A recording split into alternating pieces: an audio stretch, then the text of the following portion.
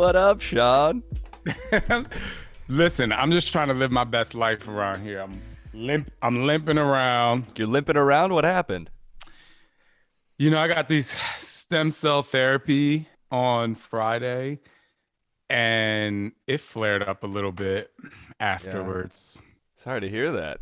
But I'm fine. I'll be fine. I can tell. I mean, that's definitely the vibe that you give off is just you're happy to be here living your best life. I think that's part of why I was so inclined to have you on the podcast because, the way that you speak about your story is that's what we need, I think, to be able to normalize these conversations and make it easier for people to talk about. We have to show that you can talk about it in a way that makes people feel okay. Yeah, man. I am just as excited to talk to you today. I just remember not a couple years ago. I don't know how the pandemic has been so long. I don't know how Time long warps, I've man. known you, meaning I don't remember the first time I saw your face and that awesome smile, by the way. I appreciate Um, that. but it's so interesting that I don't know, I just kind of have this like feeling of trying to push through. And so I tell my story through that feeling. Yeah, man. These things affect us in such different ways, but as long as we're doing something and not just burying the emotions, whether that's, Exactly. therapy or just talking to friends about it, we gotta shed light on these issues. And, can only imagine how many people you've helped by being open about your story. And it's really cool. And it's great to finally meet you. No, it's so cool. Wait, first of all, before we dive in, where are Yeah. you right now? I'm in Venice, California. Very cool. Where are you at? I'm always there, man. That's so crazy Hit that me you're up. so. I know. Now I will. Yeah. I live in Arizona, like the Nice. Phoenix area, like Phoenix proper. It's a different life than what I had when I was younger. I lived in LA, lived in New York. I'm from Jersey, but my husband and I found our way here in Arizona. And but it's actually really great. It's really great for the kids. We have 4-year-old twins, so it's just like, and it's cheaper than the coasts. I can only imagine. Things change, your priorities change, and then you find a place that suits those priorities. So it sounds like Yeah, you're in the man. perfect spot for where you're at in your life right now. I am. I wasn't always in the perfect spot, even though I think that that's kind of not really good to say because I feel like I know it's so cliche when people say, we've been through things and you're supposed to go through things, but always feel like at the time, it doesn't feel like the perfect spot. But in the future, you wouldn't have that growth if you weren't in that spot. Does that make sense? It makes total sense. It's kind of like I think a lot of times, especially the things you talk about now on TikTok and social media and stuff, is this is going to sound weird, but I think like this is what is right now. Like this is it. This is it. So it's, you know, we can't really blame the past. We can't really rely on the past or like, oh my gosh, that wasn't a perfect time in my life because you're only doing it one time. You know what I'm saying? Yeah, it doesn't sound weird at all, my friend. It sounds exactly like what's going on. And, when we were in quote unquote the past, that was now. It always has been and it always will be. And the quicker that we can tune into that, the more enjoyable of a life we'll have because we're not wrapped up in what could have been and what might be. It's just here's what it is. And the less resistance we have to that, the more whole I think we feel. You must be a meditator. I assume you do meditation. Oh, it's funny. A lot of people take time to like go sit over there to meditate, and my meditation is complete daydream, and it happens multiple times throughout the day. I'm constantly letting the clouds go by, except when I'm planning something, if a cloud goes by and I'm like, oh my gosh, this is amazing, then I'll grab it and I'll take it. I have a notebook somewhere around here, but like, I just start writing things down, and it's so weird. So my meditation happens in that way.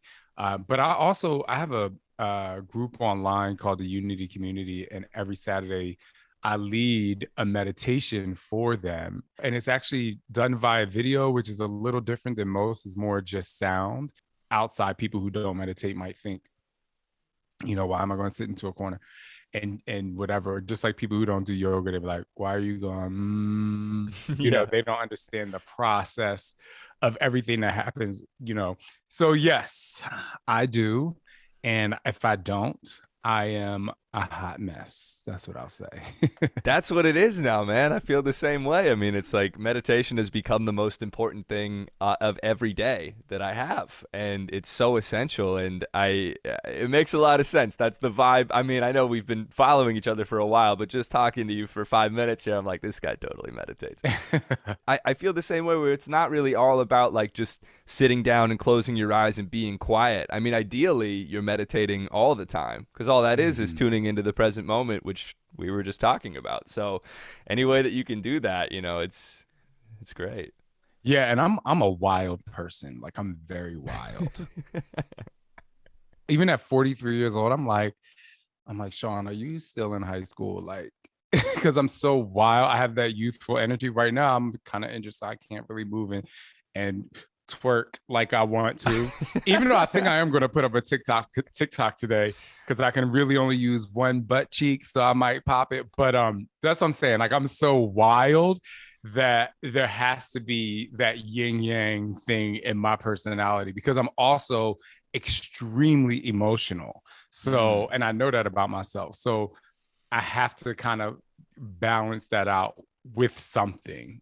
totally. Well, listen, man, I am so grateful for your time here. And do you have any questions before we get started? No, I'm ready, man. I feel like I know you so well. So it's fine. And and I know we're doing my podcast after this, so I won't go into the things that I have to ask you. I'll be selfish and tell my story right now. Sure. But hey, no, feel free to go with the flow too. If you have a question, don't hesitate to ask. I'm a completely open book. Once people find out that you got molested, it's like, what else are you going to find out about me? I know. It's like, it's all good. Shaun, thank you so much for being here. What happened to you? Man, I was about 7.5, 8 years old. And my stepfather was like, hey, we're going to have a movie night in the basement to my cousin and I. And I was like, oh crap. Like, I feel so important because at the time, my mother's sister lived with us. She had 3 kids. My brother and I were there. So it was this house full of people. And we got lucky to have a movie night. And, as a young kid, you feel so special.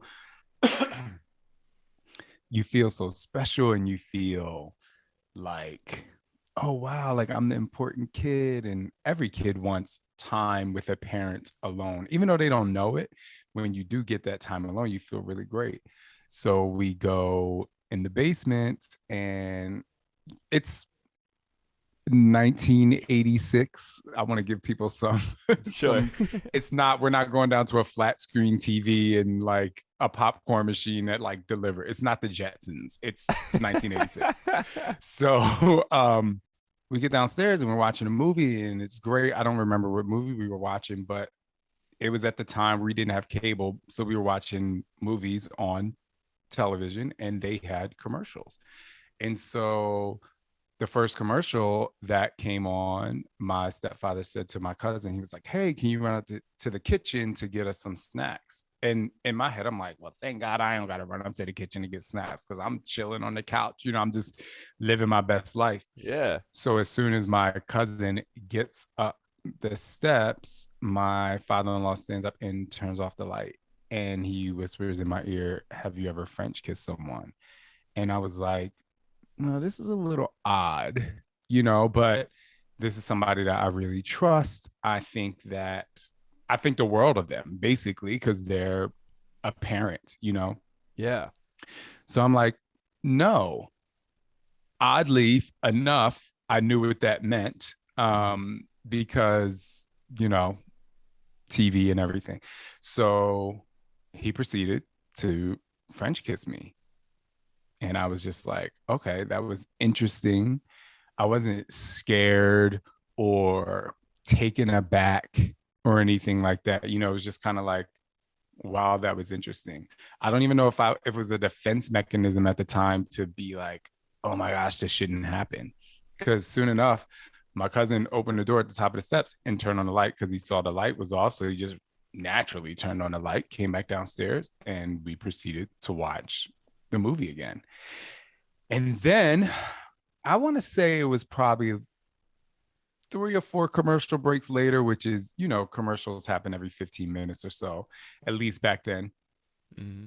And so the commercial comes on. My cousin has to go up and get something else. And so the second time he wanted to French kiss again. And this is when I started to be like, well, this is kind of weird because I had time to like process it a little bit. And I was like, well, I think this is something he does with my mom. So why is he doing it to me? Right. It was just like really odd at that point. And so my cousin comes back down, same thing. Few commercial breaks later, my cousin gets sent back upstairs to the kitchen. And so this time, I don't know why it took my cousin so long. Maybe he was just kind of like not really wanting to be at the movie night, or maybe he was just taking a long time to get the stuff, or there were people upstairs because it was just busy in my house. Mm-hmm. And my stepfather was like, lay me down on the couch on my stomach. And he was like, I don't remember exactly what he said or asked. I just remember him trying to put his penis in my butt. It was like, I don't remember taking my pants down. I don't remember any of that. I just remember being like, this is so odd. And I remember clenching my butt cheeks so tight because I was just like, this is, at this point, it was just crazy.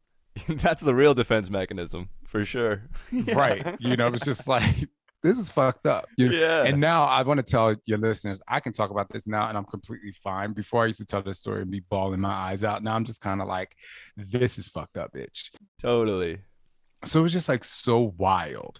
So I just remember from that point on being like, this is weird. And that was the last thing that happened that night. And it was the first time I actually noticed in a case in the basement on what was kind of like a coffee table. It was a case, and inside the case, it was a glass case, and inside the case was a wooden sculpture of a penis. And so then I just kind of got all kinds of freaked out because then things not necessarily started to make sense, but it was just kind of like, okay, this is weird.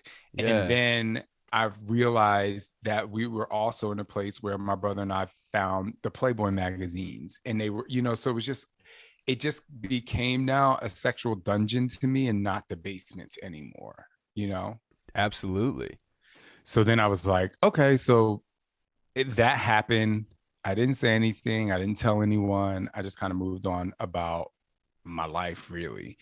And shortly after that, a pattern began. And the pattern was of such that I would be asleep in my room in the middle of the night. My stepfather, who I call my step monster in my book. So if people have read my book, I call him my step monster. Right. He would come home late at night. He was an alcoholic, so he definitely was drinking and driving. He would come in the house. He would go to my mom's bedroom, or he in my mom's bedroom, start a fight, because their bedroom was right under my bedroom. So I would hear them arguing. He would storm up the stairs, open the bathroom door, turn on the light and the exhaust fan, close the door, come in my room, start rubbing me on my butt. That's how he woke me up, even though I was awake. Mm-hmm. And he would do that for a little bit, and then he would flip me on my back and he would perform oral sex on me, and then he would leave. And this happened. I can't even count how many times this happened. It just was like so wild that I don't know if I became numb to the molestation, but I did do something in my mind where I had to, in a way, say this, I had to make a reason why this was okay, if that makes sense. That's what it is. Exactly. The justification, and that's part of the defense mechanism, is it's like, if I can find a way to make this not seem weird in my head, then it's not weird and I can just go on with my life. And the last thing you want to do is talk with your family members, especially, your mom, about how her husband or your step monster is making out with you and all these other things. These are the kid defense mechanisms. I know what you mean. Exactly. So my biggest defense mechanism was I made it okay because I said, well, as long as he doesn't keep arguing with my mom and he's going to come upstairs, then I'm Yes. like, okay, I'm the family savior. You know, like he's not going to argue with my mom. He's not going to do it to my brother. You know, I'm the king, you know. So that went on for a very long time. And then I have to tell you another story. The only time it happened during the day was I had a science project due at school, and there was this place called Edmond Scientific that I love science. So I was like, oh my gosh. So all week I had been asking my mom and him, can someone take me to Edmond Scientific? I had this science project I was so happy about. So my brother, I think, like had football practice, and my mom ended up going spending a Saturday with her friends. So it was just he and I at the house. I had no fear because it was during the day. It was a normal day, and I kept being like, when are we going to the Edmond Scientific? When are we going? When are we going? And so I come downstairs kind of ready to go, and he was in his room, and he was like, can you come here? And so he was in the bed, and this is the first time where he made me like get on top of him and like kiss him and do things that like adults really do. It was like a reciprocation of everything. And I was like, Yeah. this is, oh my God. This is the only time I felt like super disgusted because I was like up there, like I felt like I was, taking one for the team. And this is a violation. That's when it came because I was like, in order to get a good grade on a project, I have to do this. And so that's where I think the mental fucked upness, if you will, took its major turn because that's when I started to not do really great in school because I just was like, before I could like really detach the two things. And so when that happened, it just kind of like really fucked me up. Dude, I mean that's what it is. Like you're so spot on when you're thinking about the responsibility that we take on as child abuse survivors. When it's happening, you start looping in all the other people that are going to be affected by you speaking up about something like this. And most of the time it's like totally irrational, but at the time it makes perfect sense. Like in our kid brains, I mean, I thought the same thing. I mean, you're talking about protecting your mom and your family. I thought that if I spoke up that, my family would be in danger. It's the exact same thing. And so we're put in this impossible situation of having to deal with abuse while at the same time managing the relationships of the people around us. It's all too familiar. It's all too familiar. And this is so crazy because it's so different, but so familiar. At that age, our brain can't do anything else. We've at that age,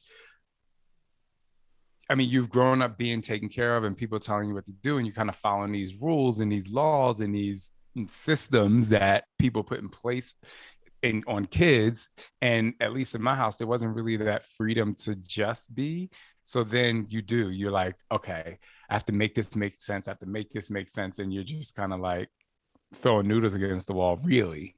Yeah, we're You're doing the just best we can given the right. circumstances, which I think is why it's so important for people when we reflect on these things. So many people blame themselves for not operating differently, but we're in fight or flight survival mode, and you Mm, can't blame yourself for anything that you did at that point in time because no kid is capable of responding. There's no like appropriate response, especially when it's like your parents' lives are at stake in your head.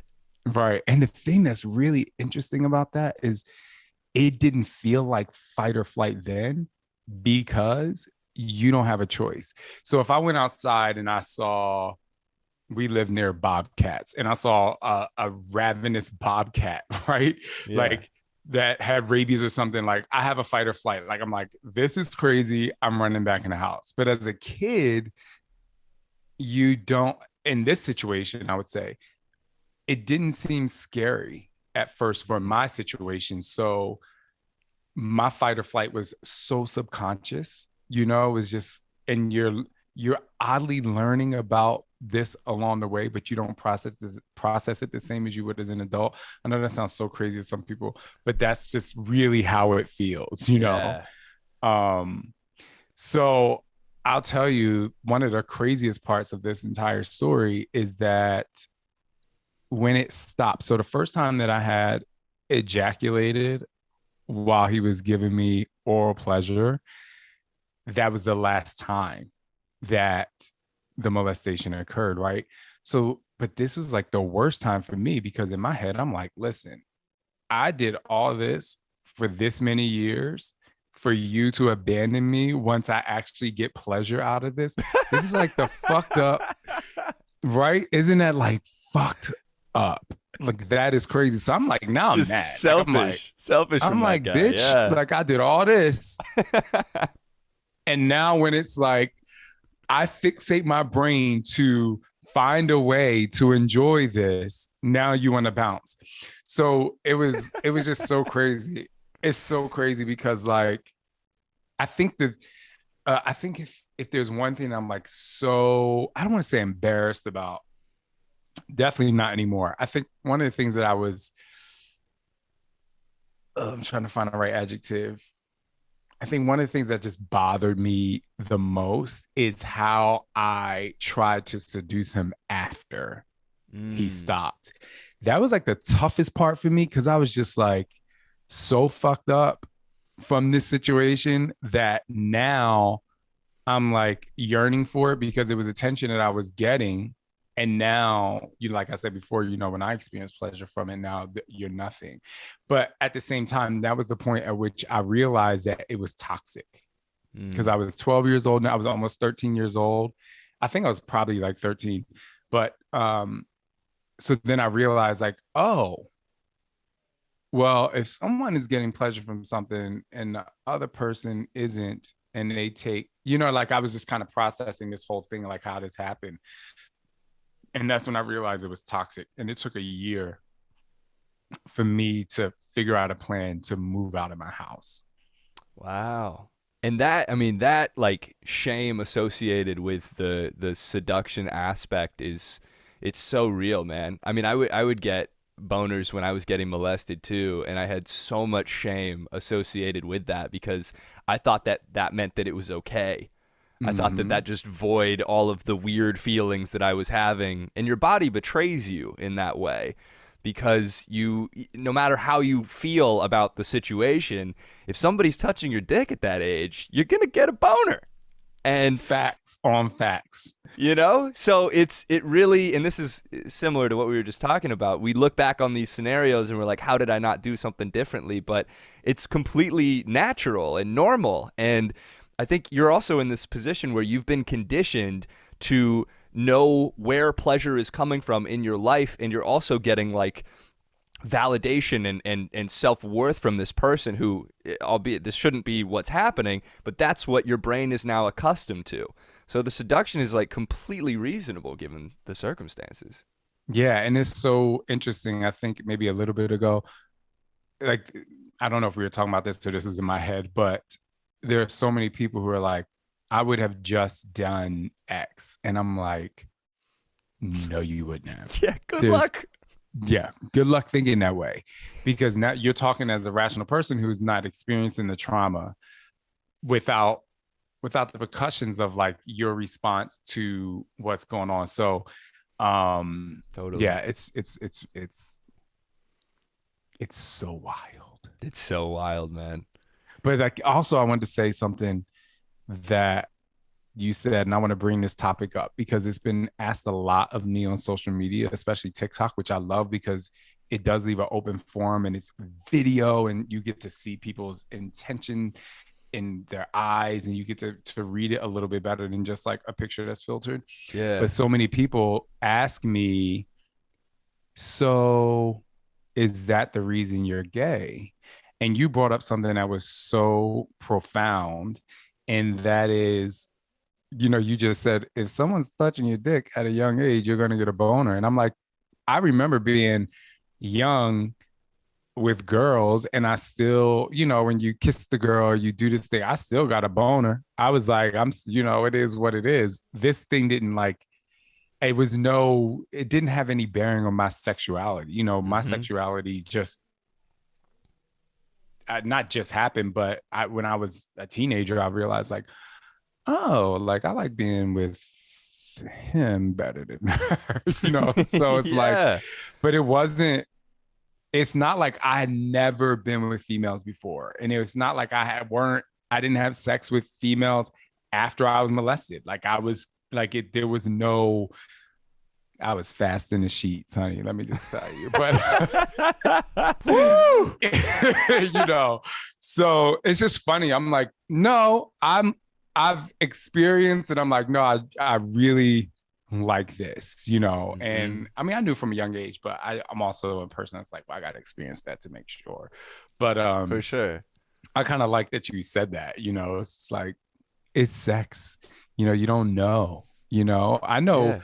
people that have been molested by females, you know, and they're gay, so it's not like it's Exactly. just when people ask that question, they're like, "Oh, is that why you get because it was a man?" I'm like, "No, it happens the other way around too, you know." But then Yeah. those same people will be like, "Well, you don't like women now because they molested you, so you're gay." Like they just find this way of finding a reason that you're gay. And I know most people ask that question out of really just wanting to know, or maybe they have a kid, or maybe they're trying to figure out something for themselves. Hmm. But I'm like, don't make an excuse for my sexuality. I think that's the point I'm getting at. Like Yeah. this trauma did not decide for me that I love really hot guys. You know what I'm saying? And bears I'm like, I like them all. So, you know, look, and I'm a married man and who is married to a really ripped guy, and he knows that I like all kinds of men. So it's not Yeah. like, but also the other thing that's really interesting, just getting into the psychology of it all, is I was molested by a black man that literally looks like me. And so people were like, is that why you like white guys? Because you're messed up by a black man? I'm like, no, I'm married to one. It's not to say that I haven't shut it down with black men before. Like, stop trying to find reasons. You know, like people try to find these reasons why Yeah. you are the way that you are. And I'm like, we've all been through some kind of trauma. It doesn't necessarily my trauma did not decide my sexuality for me. So I just want to put that out there for people who may have that question. Like, don't try to validate my sexuality from my trauma. I can say for me that that's not the case. That's great, man. And I'm glad you said that. TikTok comments are so wild. I mean, social media in general, but particularly on TikTok, you see like the most amplified projection of people's own internal experiences onto the videos that they're watching.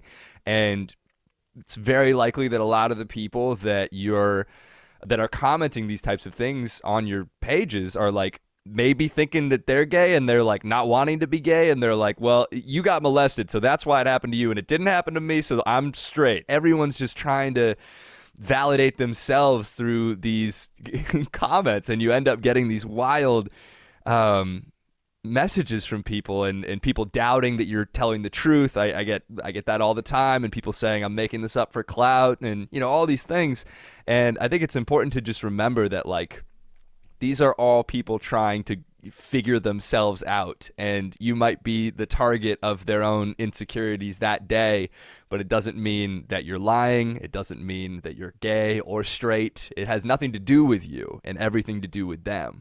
So a healthy sort of disassociation from comments is essential because it is brutal out there, man. But at the same time, I'm going to flip the script on you. For me, I like reading them because I just get into the psychology of it all. Because it's just what you said. It's like your comment tells a lot about you, you know, or how at least a lot about how you're feeling in that moment, or what you're questioning about yourself, or like something that you dealt with.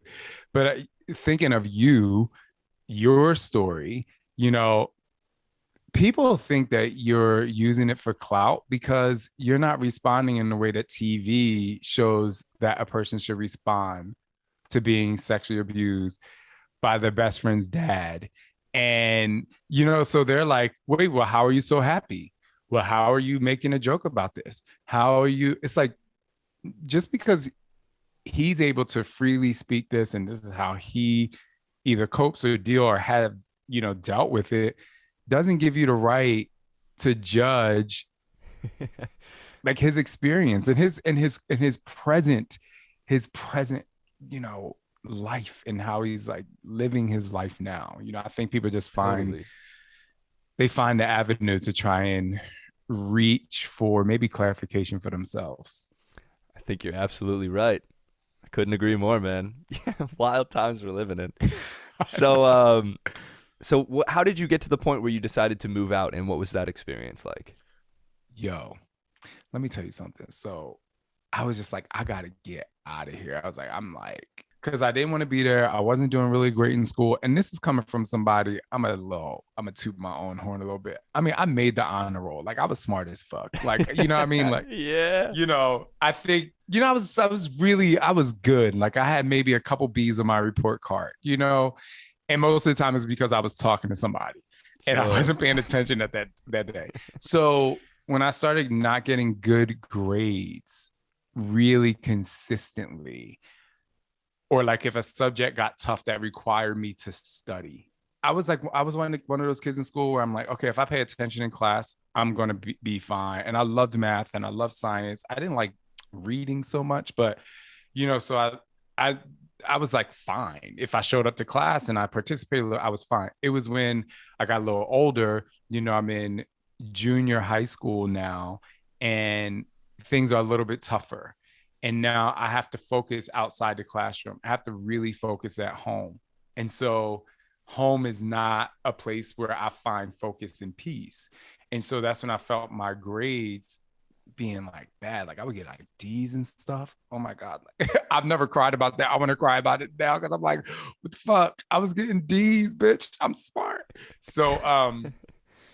So that's when I realized I was in a toxic environment. And that's when I realized that my home was a toxic environment. So let me tell you, this happened so quick how I was able to like get out.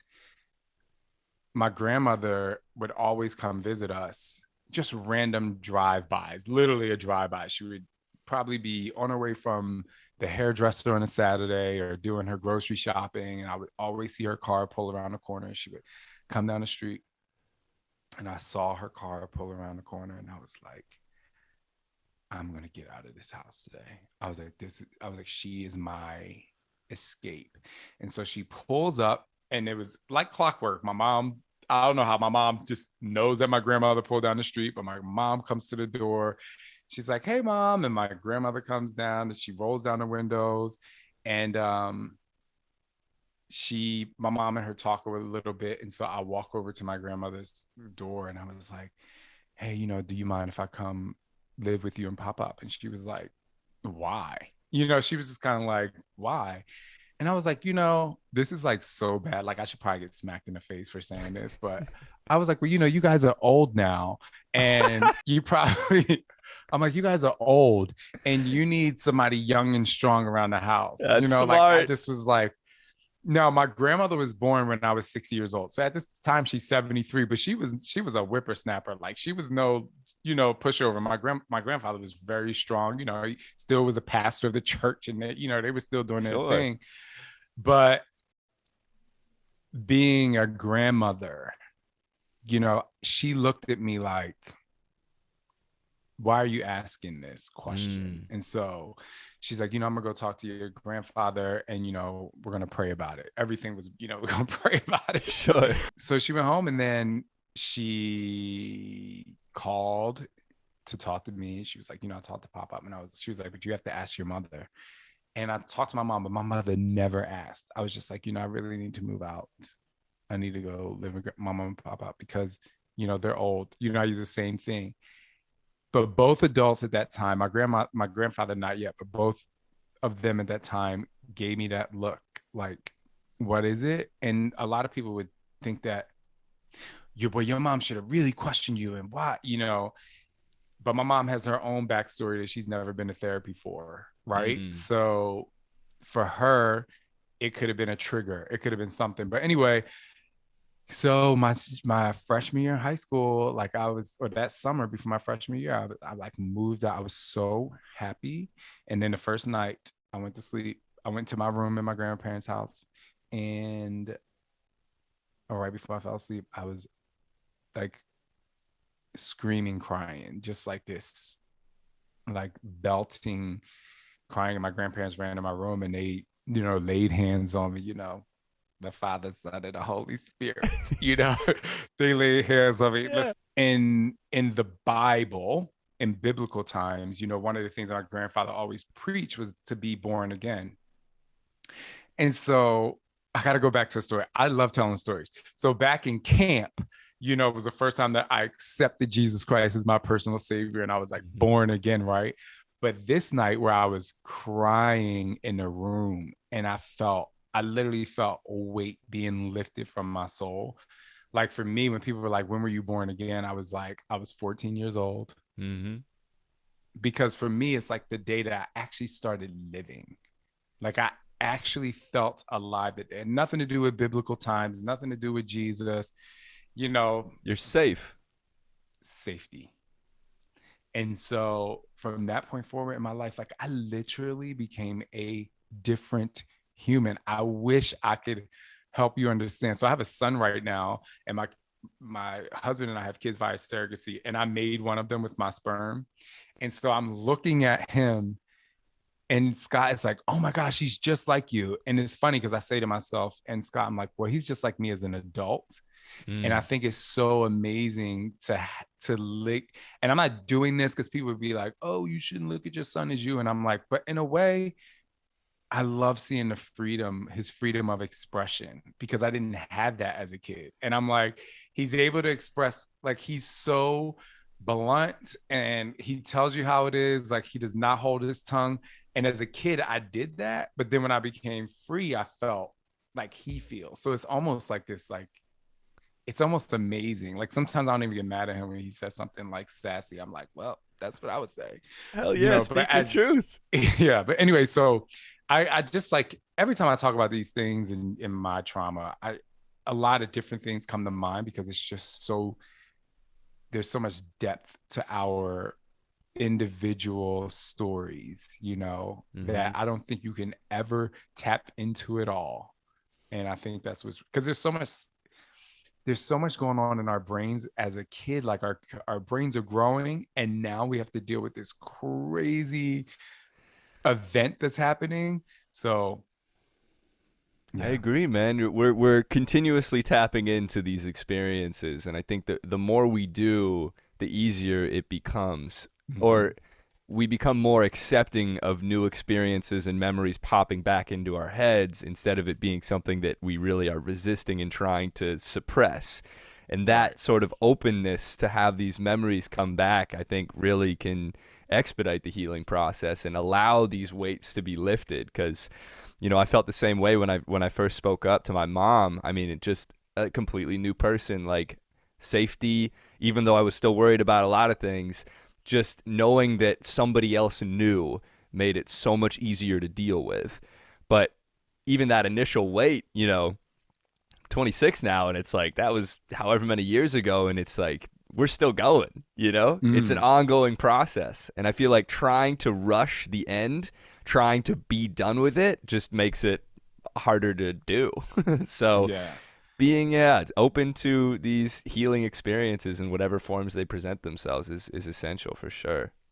I just think it's so cool that because I never when I when I found you um on TikTok, I never really cared or even questioned like what your age was because I was like so connected to your ability to articulate your story in many different ways. But I will say, like, knowing that you're 26, I think it's incredible. And congratulations for just being able to recognize the constant change that's happening and the things that you're still carrying from that experience and the way you deal with it. Because I didn't really go to therapy about it until I was maybe 32. Mm. Um, Not that I hadn't told anyone, but I just think you're doing like such a great thing. And just to kind of also think was really great that I've noticed, at least as a 43-year-old, is I actually enjoy now learning all of the things that have come from that situation and I'm still learning, oh, this is why you're like that, oh, this is why you respond that way, holy shit, like that's why you acted like that during that time. There's so many, like I never, not until this podcast did I correlate the time where my grades started to plummet with that scientific experiment that I was talking about. I didn't think about that until today. I was like, holy shit. And like, and it's joyful to me. Whereas, because it's like healing in a way, because as a kid, I'm like, oh my gosh, I'm getting bad grades. But today I'm like, oh, that's why I was getting bad grades. I was still smart. Yeah, man. Thank you so much for saying that. I really appreciate it. And Yeah. that's what it is. We're figuring ourselves out. We're like putting this puzzle of ourselves together and figuring out, why we are the way that we are. And Mhm. the more accepting we can be of ourselves, the easier it is to figure that out. And I totally agree, man. It's a trip, but it's fun, honestly, and it's healing. And I also wanted to ask you, like, how did you, because I feel like being a parent now and having the experiences that you've had, you've created this environment for your sons that is so authentic and they can be themselves. And I just am curious, like, how has being a parent changed your view of how you used to be and who you were during these experiences?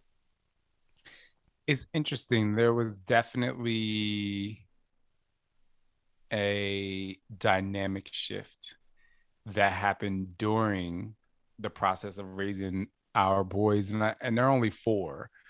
But I did an interview, and I was in the UK, and there was this incredible woman that was like, "Hey, can you come in for an interview?" I'm like, "Absolutely." And it was the first time where I actually had a breakdown because I was so fearful that these same things would happen to my kids, to the point where I didn't even, not that I didn't want to, I just felt really weird, like washing their private parts. Mm. I was just like, even washing my kids' butt. Like, if I remember being, when they started to be toddlers and they started knowing their body parts, I would force myself to have a washcloth to wash their butts, because my hand touching their butt was just, it was like too triggering. But now, I just kind of like work through that, and I try to really not make my parental experience, especially from their lens, have anything to do with my experience from my childhood. What I do is I'll fight through it, and then I'll go be by myself for a second, and I'll like have to think about, how do I work through that? It's so interesting you ask that question, because I my kids are crazy. And so to get them to do things, sometimes it has to be a game, because they just don't want to listen. So we were walking out of the room. I'm like, Sander, like, we have to go. And he's not going. So I had a foam roller, and I would just like hit him, like playfully hitting him to Yeah. get him to move. He's like, why do you keep hitting my butt? And I freeze up, because I'm like, but I was like, don't freeze up. And I was like, just keep doing it. So I did it again. And then he starts laughing. Like, I'm like, he has no, like, he's not asking me, why are you hitting my butt? Because it feels like, what are you doing to me? He's just being, funny. And so it's like those moments that I have to like really like unlock anything that's negative going in, and like kick it out. Yeah, it's triggering because it's like you're hyper aware of how a child could perceive these events, but I think it just comes back to your intention. You know that Mm-hmm. your intention is pure and you just want your kids to have the best life possible. So it's like tapping into that, but also the awareness is so key. Being aware of like, whoa, this really made me feel something in this moment, and instead of being like, no, no, no, I'm fine, everything's fine, recognizing like, hey, this is an opportunity to heal even more. Mm-hmm. And I've been asked this actually on TikTok about how like, do you want to have kids after what happened to you? I'm like, fuck yeah, dude. Like, absolutely. Exactly. Like, I feel I could not be more prepared to have a child who will not be molested. Like, just Right. absolutely arm them with everything they need to know. And it's something that I honestly am so looking forward to it. It's so funny you say that, because we're 2 dads and we have 2 boys, so we have all the same body parts. Right. And so it's just funny, because last night or the night before, they were like going through where everyone wears to bed. And so Silas was like, Dada, what are your pajamas? And Scott was like, actually Sander answers the question. He's like, he has a green shirt and underwear. And then he was like, Papa, what do you wear to bed? And Sander has all the answers. He's like, he doesn't wear a shirt and sometimes he wears nothing. Why don't you wear anything to bed? And I'm like, well, guys, sometimes I wear underwear because we all have penises and our penis, they're attached to our scrotum and some people call them balls. And so you got to keep them under control. I'm just like talking, Yeah. just like saying how I would talk to an adult. And I was like, but sometimes like Papa just likes to feel free at night or whatever. So then Sanders like, I have underwear like you guys, because when we do wear underwear, it's boxer briefs. So he goes and get his boxer briefs. But then like it's also an opportunity to talk a little bit more about it. So I'm like, yeah, you guys get dressed, whatever. Because then Sanders like every boy's like playing with himself because now he has these boxer briefs and now he understands. And I was like, Yeah. yeah, I was like, and nobody gets to touch that except for A, B, C, D, E, F, and G. And when they're, giving you a bath or, cleaning you or whatever.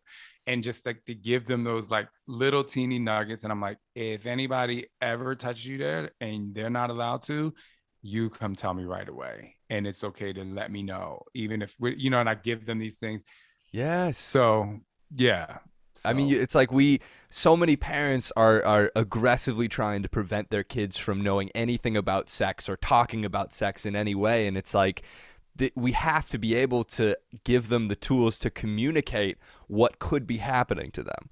And if we treat it as this horrible thing because we don't want them to have sex too early, it's like what you risk is a kid, we don't have the words to even articulate, and just sitting them down and letting them know if anything ever happens to you that makes you feel any sort of way, or if somebody touches you in this way, it's knowing that they're safe and knowing that they can tell you is so essential for every kid.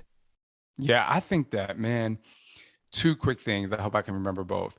But I just wish that parents would just be like, okay, talking about sex. There was a woman who commented on one of my Facebook pictures and she was like, Shaun, I had to stop doing your dance workout because my daughter walked in and you were talking about how you have to embrace your sexy. And so I'm just like, wait a minute.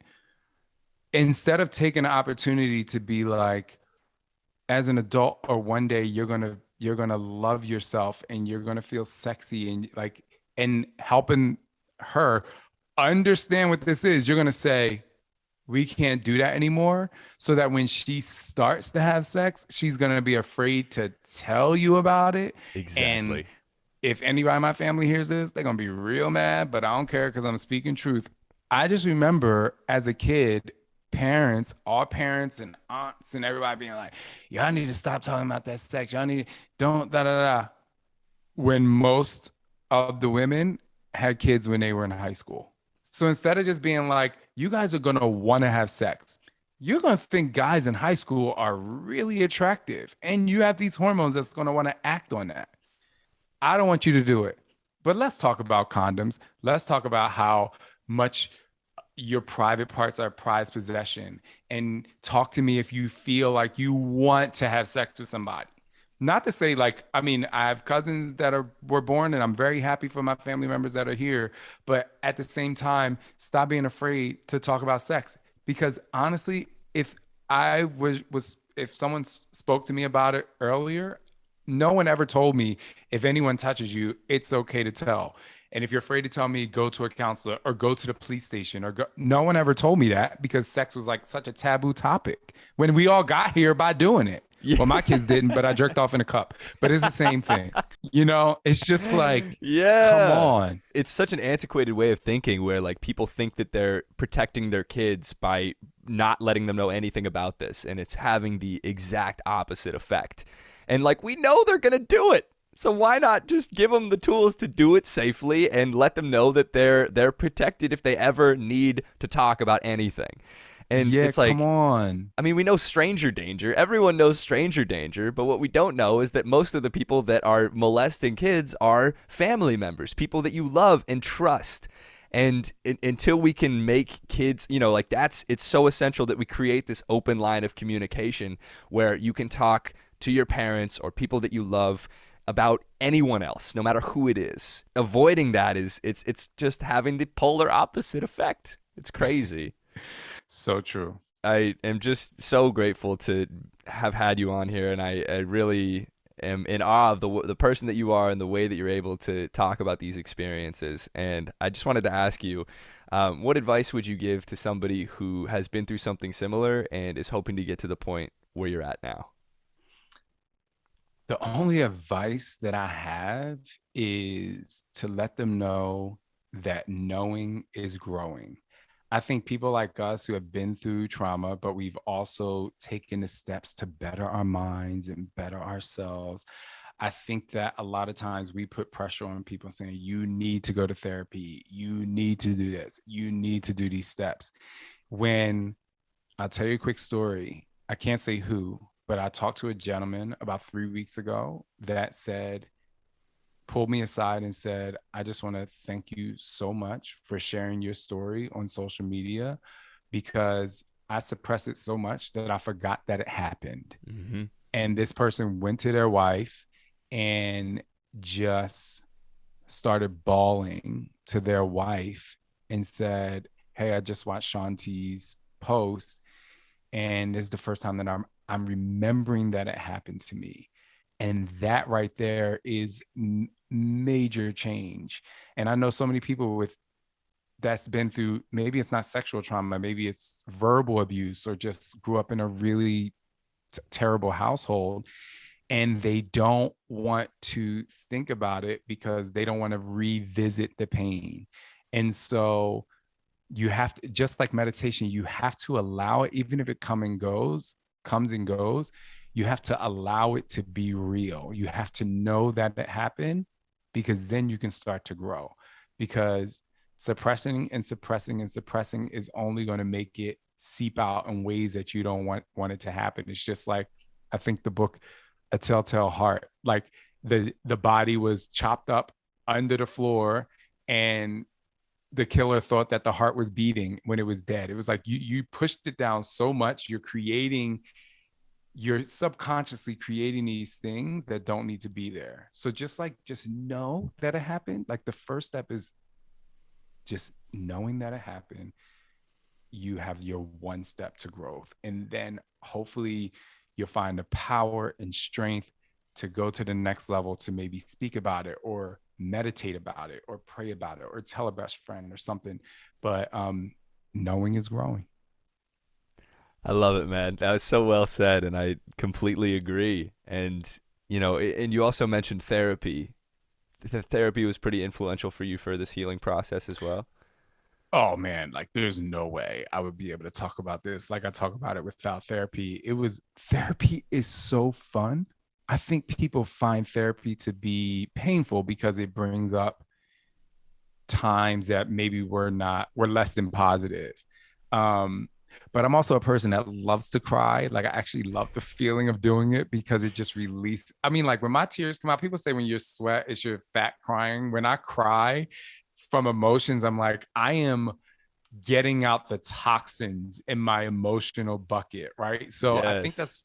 I think people are just so afraid of it, but it's actually really fun. It's like, I forget what game that is when you get those games where you have like a definition on one side and a word. It's like, where you can connect the dots some Uh-huh. way, but it's like you'll think of something and it'll connect to your life and you're like, holy shit. Like the reason why I snapped on my husband because he just gave me a nice pat on the butt was because I was molested, not because I'm mad that he thinks I'm hot.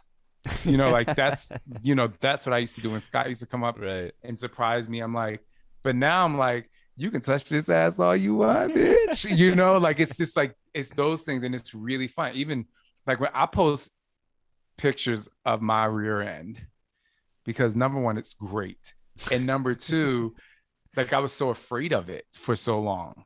I gained weight at one point. I had the stretch marks. That's the first place where, molestation, that was the inception of my molestation events, and now I'm like, I'm going to show it. Like, this thing actually gives me power and has a lot of power, so Yeah. it's just like, it therapy can be so fun because you start to figure things out, you start to grow from it, and it's not as painful anymore. It Mhm. becomes part of the fuel for you to move on.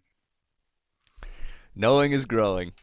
Absolutely love it. Shaun, thank you so much for taking the time to do this, man. It was a pleasure talking to you, and I and am really looking forward to continuing to follow your journey, and just grateful to know you. You are my guy. When I come to Venice, we are hanging out. I don't care if it's for 10 minutes. I got to see that amazing smiling person. I got to get a hug, and we got to laugh about some shit. I Thank can't you wait, for man. having me. We'll do it soon. Thank you so Yes. much. Fantastic. Oh, thank you, man. I'm so excited. Thanks for listening to What Happened to You. Be sure to check out Shaun's podcast, Trust and Believe with Shaun T. I had an awesome time doing his podcast, and check out his socials too. He's got some really amazing content, and all of it will be linked in the description. See you in the next one.